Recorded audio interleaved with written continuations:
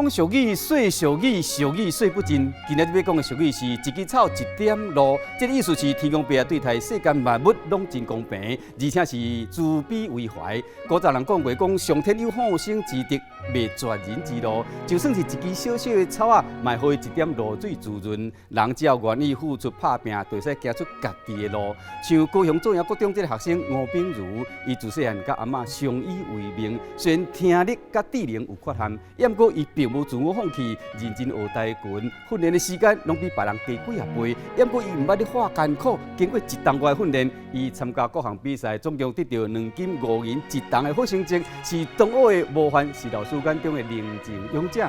伊讲会阁继续打拼，目标是替台湾赢一面，听将奥运跆拳道金牌。今日讲的俗语是一枝草，一点露。